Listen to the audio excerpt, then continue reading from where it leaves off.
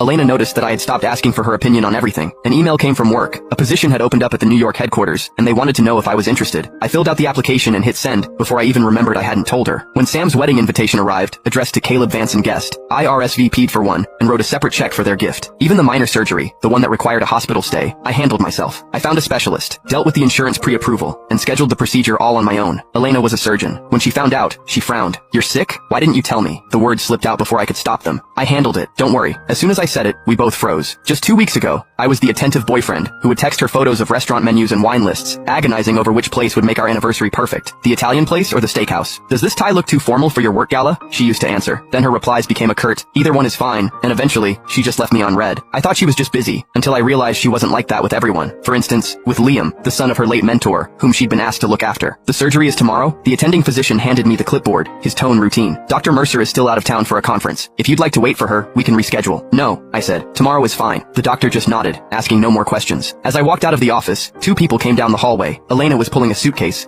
looking like she'd come straight to the hospital from the airport. Liam followed her, wearing a black cashmere overcoat over his casual clothes. The Burberry one I'd given Elena for our 3rd anniversary. Elena saw me, and her brow furrowed. "What are you doing here? Sick again?" That word, again, stung like a needle. She snatched the papers from my hand, her eyes scanning them with a flicker of annoyance. "I have a full surgical schedule tomorrow. This isn't an emergency. We can do it when I have time to oversee it. Don't worry about it," I said. "I've already handled it." She looked taken aback. This was coming from the guy who used to call her worried about every minor fever, the one who sent her a dozen options just to pick a weekend getaway destination. Now, here I was, calmly scheduling my own surgery. If she hadn't run into me, she probably wouldn't have known until after it was over. I took the chart back, accidentally knocking a small bottle from her hand. It clattered to the floor. "Strong prescription sedatives. It's not what you think," Elena said, bending to pick them up. Her voice was as flat as if she were discussing the weather. "They're for Liam's chronic insomnia. Doctor's orders." Liam clutched the coat tighter, his voice a fragile whisper. "I'm so sorry, Caleb. It's all my fault. My anxiety has been so bad lately I can't sleep. I can't focus. Elena is the only one who understands. She said she couldn't leave me alone in case I did something stupid." Her voice trailed off. "You don't know what it's like. Sometimes my head is just full of dark thoughts. I can only get through it when Elena is with me. I just wish I could be strong like you." I'd heard this script before. Every time I questioned their relationship, Liam would bring up his mental health and his episodes, and Elena would shoot me a look that screamed, "How can you be so heartless?" Once, I had a sharp pain in my chest and asked her if it could be stress-related. This brilliant cardiothoracic surgeon told me, "I don't know. I'm off the clock." When I complained she was being dismissive, she just pinched the bridge of her nose wearily. "Can't you just look it up yourself? You're a grown man, Caleb. Can you be a little more independent? Stop relying on me for every little thing." So frugal with her words for her boyfriend, yet she personally escorted someone else to their pharmacy. "Well, you should take good care of him then," I said, my voice completely flat. "After all, his sleep schedule is much more important than my surgery, right?" Liam's face flushed. "Caleb, that's not what I meant. Are you still mad?" Elena cut him off, her eyes fixed on me. "Just because I didn't tell you I was going out of town? 2 weeks ago was her birthday. I had worked overtime for weeks to get the day off, cooked a 5-course meal, and had the vintage watch she'd been wanting ready. I waited until midnight, but she never showed.